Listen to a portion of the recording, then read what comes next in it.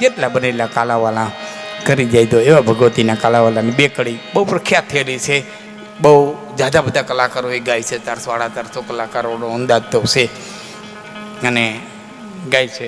એટલે હવે હું આપની સમક્ષ ખૂબ બોલ્યો છું પણ હવે બે કડી આપને કહું છું. એટલે કે નવ લાખાઈ લો બળિયાળિયું ભેડિયું મળ્યું મઠડે રાસ રમે. 9 લાખાઈ લો બળિયાળિયું ભેડિયું મળ્યું મઠડે રાસ રમે. મારી મળ્યું મોણીએ રાસ રમે. મારી તાતણિયા ધરે રાસ રમે.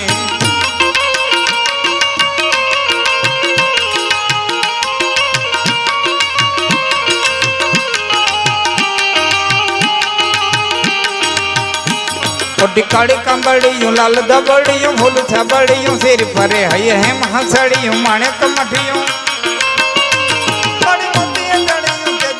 પગનું પૂરું કંડલા કાંબિયું શોભિયું હેમની પોચ્યું હાથ પરે. 9 લાખાઈ લો બળિયાળિયું 9 લાખાઈ લો બળિયાળિયું ભેડિયું મળ્યું મઠડે રાસ રમે. મારી મળ્યું મોણી રાસ રમે. રાતણિયા ધરે રાસ રમે. મારી ખોડલ સંગે રાસ રમે.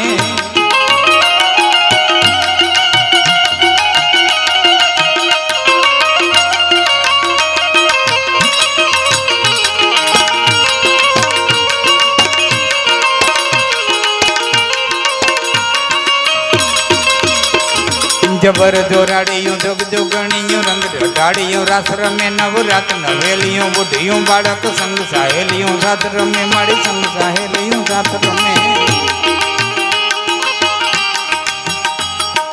મઠડે આવીને ચારણ લાખા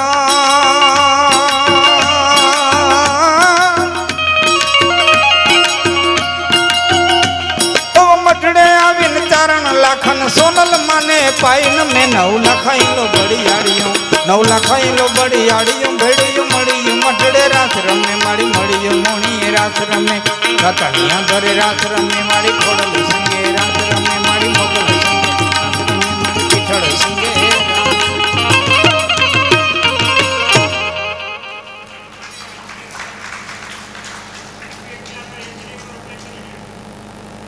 સર્જન કર્યા પછી વિષ્ણુ પાસે જઈને કીધું કે મેં આ સર્જન કર્યું પણ હાલતું નથી બહુ.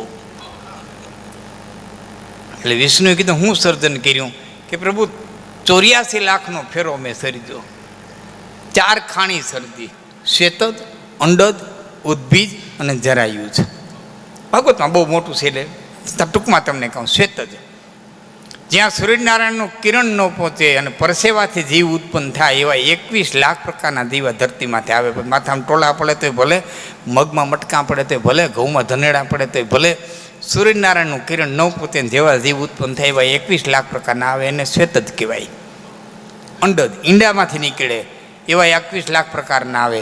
એને અંડજ કહેવાય. ઉદ્ભીજ ધરતી ફાડીને નીકળે. ધોકોડથી લઈને હેહમુરાથી લઈને ઝાડવા ઊંધીને માંડવી ઊંધીને કપા જે કંઈ ધરતી ફાડી નીકળે એવા 21 લાખ પ્રકારના દીવા ધરતી માથે આવે. એને ઉદ્ભીજ કહેવાય.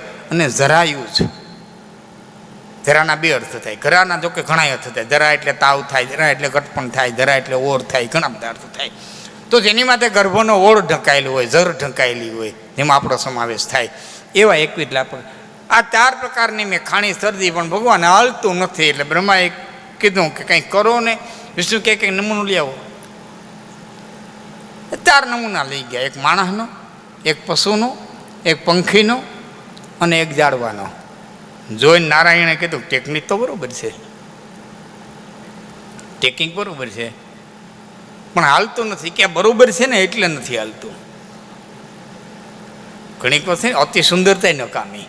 સુંદરતા માપે હોય ત્યાં સુધી અતિ સુંદરતા હોય ને કૃત્રિમતા લાગે. ખરેખર હું મારા એક મિત્રને એટલા બધા દાંત સ્પષ્ટ, પંક્તિવાળા, ચોખા, અને ચોખા એટલે એકદમ વ્હાઈટ. ખરેખર મેં એને પૂછ્યું હતું કે તમારી બત્રી છે? મને કે હું વાત કરો.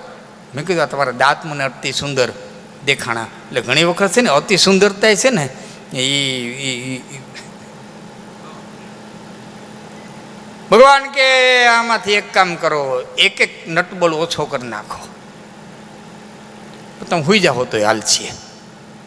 એટલે બ્રહ્માએ પાના પકડનો ઘા કર્યો. મોટા એન્જિનિયર તમે છો, તમને ઓછું જે લાગે એ ઓછું કરો.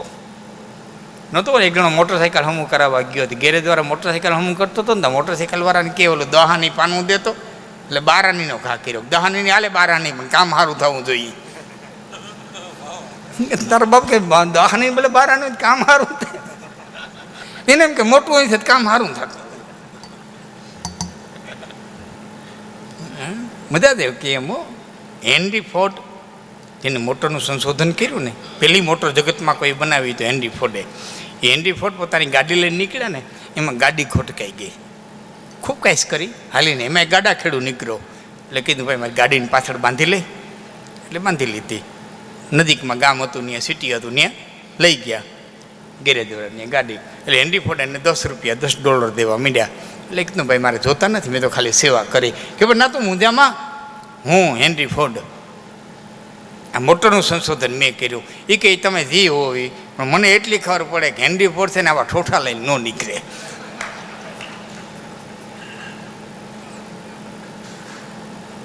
આ બની ગયેલી હકીકતો છે. હેનરી ફોર્ડ પોતાના રૂમની માલિક આંટો મારતા હતા ને, એમાં બેલ વાઈ ગયો. એટલે નોકરને કોઈને જોયું નહીં, એટલે પોતે જઈને બારણું ઉખાડ્યું. તો આમાં ભિખારી ઉભો હતો, હાથ લાંબો કરીને કે $10 આપો. એટલે હેનરી ફોર્ડે કીધું આમ ભીખ મગાય, બેલ વગાડવો, ગરધણને બોલાવો, મજા તા રકમ કહી દેવી, આમ ભીખ મગાય. ભિખારી કે બિઝનેસ મારો છે કે તમારો? એ કે તારો. કે તો કેમ ડેવલપ કરવો એ મારે વિચારવાનું છે, તમારે થોડું વિચારવાનું છે. તમારા બિઝનેસમાં માથું મારો કોઈ દે આવ્યો એટલા ગેર રાખજો ને આવા કલર રાખજો ને. હેનરી ફોર્ડ ઓમ બહુ સાદા માણસ હતા. એક સિટીમાં ઉતર્યા ને, એટલે કીધું ભાઈ સાદો રૂમ છે. એટલે ઓલાએ કીધું એસી વાળો નહીં. ના ભાઈ સાદો રૂમ હોય તો કે ને, કે પણ તમારા દીકરા જ આ હોટલમાં ઉતર્યા છે, એસી રૂમમાં ઉતર્યા છે. કે એનો બાપ છે ને હેનરી ફોર્ડ છે, મારું બાપ ખેડૂત છે. સમજાય તો વંદન. હા, એટલે ધ્યાન રાખો બાપ, નીકળ્યા બાપને કાવડી બહુ બધા ન કરવી, કંઈક મહેનત કરવી. મહાન માણસોની નાની વાતો તમને જીવનની માલિકો બહુ પ્રકાશ પાડશે. સોક્રેટિસ જગતનો મહાન ફિલોસોફર. હું જાતા જાતા એવી લોકોની ઘડી બ્રેક મારતા મારતા 1 કિલોમીટર વ્યૂ જાઉં છું, પણ મને પણ કંઈક મજા જ આવે છે. તરીકે એક બે યાદ યુવાનોને આ બધું કામ લાગશે. સિકંદરે જ્યારે એમ કીધું મારા હાથ બાઈને લાગજો, નનામીની બાઈને, ધનપતિઓને આગળ હલાવજો, સેનાને પાછળ હલાવજો, અને દુનિયાને કહીજો ઠાલે હાથે એવો તો ઠાલે હાથે વયો ગયો. આટલી સેનાને આટલું હતું તો સિકંદરને બચાવી ન ગયા. મને વિચાર થતો હતો કે આવો ક્રૂર માણસ સિકંદર દેવો, એના છેલ્લે વિચાર આવ્યો ક્યાંથી? આખી જિંદગી સારું કર્યું એને સારો વિચાર આવે, આખી જિંદગી લડાઈ જ કરી એને આ વિચાર આવ્યો ક્યાંથી? કઈ જગ્યાએ વિચારના મૂળ પીડ્યા એ ગોતતો હતો. અને ગોતતા ગોતતા ગોતતા મને જે જાણવા મળ્યું તમને કહું. એ સિકંદરના ગુરુ છે એરિસ્ટોટલ, એરિસ્ટોટલના ગુરુ છે પ્લુટો, અને પ્લુટોના ગુરુ છે એની સોક્રેટિસ. આ ગુરુ પરંપરાથી એને એ જ્ઞાન ઉતર્યું હતું. મહાન જગતનો ફિલોસોફર ગ્રીસનો બેઠો બેઠો લખતો હતો, અને એની ઘીરેથી બાય પણ માથા ફરેલી, નામ તો જેન્થીપી હતું, પણ એવી કજિયાખોર કે ગાયરું દેતી હતી બેઠી બેઠી, ગાયરું દઈ દઈને ધરાણી. તો આ તો કાંઈ હેલો નહીં. અહીં તે ડોલ ભરી હતી ને પાણીની, લઈને સોક્રેટિસમાં નાખી આવી પાણીની ડોલ. એ તો ઈ ગ્રીસની ટાઈટ ને એમાં પાણીની ડોલ રેડી. સોક્રેટિસ કે બધા કહે છે કે ગાયદા મેં વરેહે નહીં, પણ આજ વેરી હો, આજ વેરી હો, આજ ગાયદો હોતે ને વેરી હો હોતે. શું સહન કરી ગયો છે એ માણસ? આજ ગાયજો ખરો ને વેરી હોય ખરો. સાહેબ હાથમાં જવનું હોપડું દઈને તડકે બેહાડ્યો, ત્યાં બેઠો જવ જો એટલે લુગડાઈ હુકાઈ જાય ને જવાઈ જોવાઈ જાય. એ જવનું હોપડું લઈને બેઠો બેઠો જવ જોતો હતો. એમાં એક વ્યક્તિ નીકળ્યો એને કીધું સોક્રેટિસ, હું તને ઘણી વખત કહું છું કે ગ્રીસના રાજાની થોડી ખુશામત કરતા શીખી જા ને તો તારે જવ ખાવાનો વારો ન આવે. અને ત્યારે સોક્રેટિસ એટલું બોલ્યો હતો, મેં તને ઘણી વખત કીધું જવ પચાવતા શીખી જા ને તો તારે ખુશામત કરવાનો વારો ન આવે. છેલ્લે જો કે એને ઝેર દીધો. આ જગત કોઈ જીવવાનો જ હેખે. સોક્રેટિસને ઝેર દીધો, મનસુને ફાંસી દીધી. ઠીક છે, બનવાના કાળે.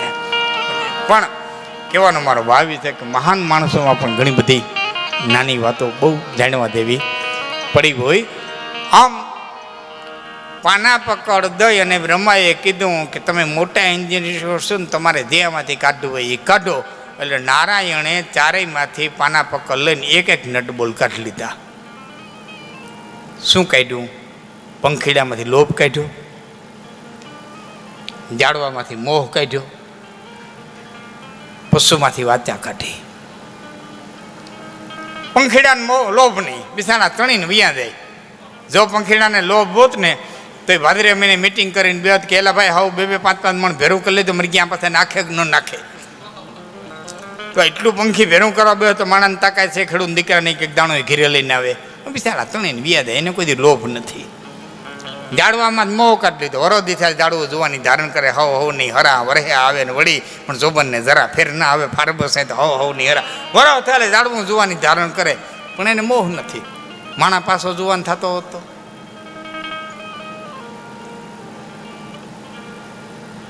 પણ એ જાડવાને મોહ નથી. જુવાન દર વર્ષે જોવાની ધારણ કરે,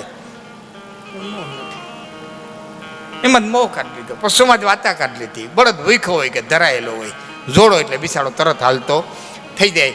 નકરી ગરદણીને કેત કે રાતે મહેમાન આવ્યા હતા ને મોટી મોટીઓ કરવા બેસી ગયો તો નીંદ નાખવાનું ભૂલી ગયો.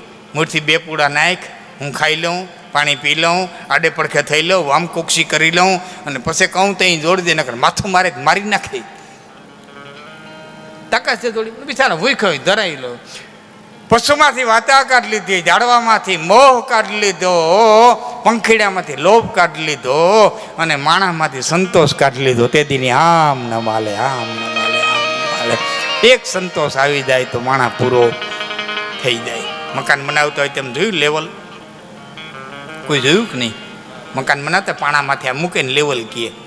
લેવલમાં શું હોય? એક પાણીનું ટીપું ઓછું હોય એટલી ત્યાં હવા હોય. એક પાણીનું ટીપું ઓછું હોય, એ એક ટીપું ઓછું હોય ને એટલે લેવલ કહેવાય. જો ટીપું નાખી દો ને તો પૂરું થઈ જાય, તો લેવલનું રહીએ.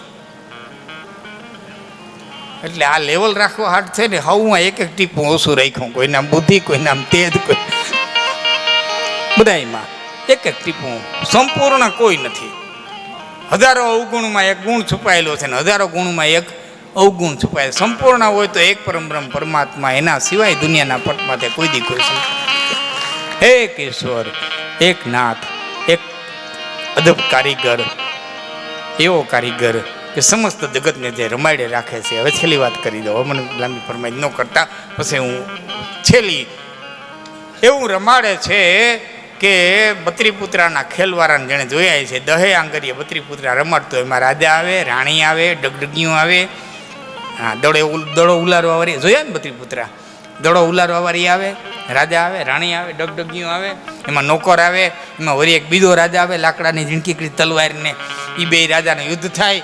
એ એક રાજા જીતે, એક રાજા હારે. 1 કલાક રમે ચાલે. 1 કલાક પછી ફટાફટ દોરીઓ ખેંચે ને એટલે બધા પુત્રાને ઉપર લઈ લઈએ. પછી ચોરામ તમે જાઓ ને તો મજા હોય.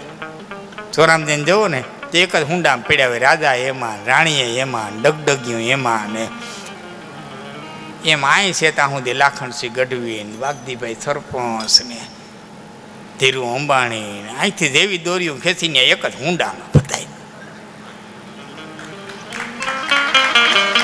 મોટો જાદુગર છે. થોડાક હુંડા દાદા રાખ્યા છે, નરકના ને હરગના એવા કર્મ પ્રમાણેના. કર્મથી વિશેષ કાંઈ છે નહીં. દેવાય અમારા ભાઈ ગઢવી અરવિંદના મધરોપ થઈ ગયા ત્યારે હું ભાઈને ત્યાં ગયો હતો. મેં કીધું બધી વાતું થાય બાપા જ્ઞાનની, સાંભળવામાં સારું લાગે. સામું આવીને સવારે ઊભો રહીએ ને ત્યાં બધું ભૂલાઈ જાય. તો બાપ દેવાય તો કોકને બટકું રોટલો દઈ દો, ચાને ટાણ દેવાય કોકને ચા દઈ દો, અને લેવાય તો 5 રામના નામ લીધો. આનાથી લાંબુ બીજું કાંઈ નહીં થાય. ને પછી થાવું હશે ને તો એ આપણો સદગુરુ એવો મળી જાય ને તેથી માર્ગે લઈ જાય. આટલું ધ્યાનમાં રાખવું. દેવાય એટલો મારે રોટલો દેવો છે, હમ દેવું છે, અને લેવાય એટલું રામનું નામ લેવું છે.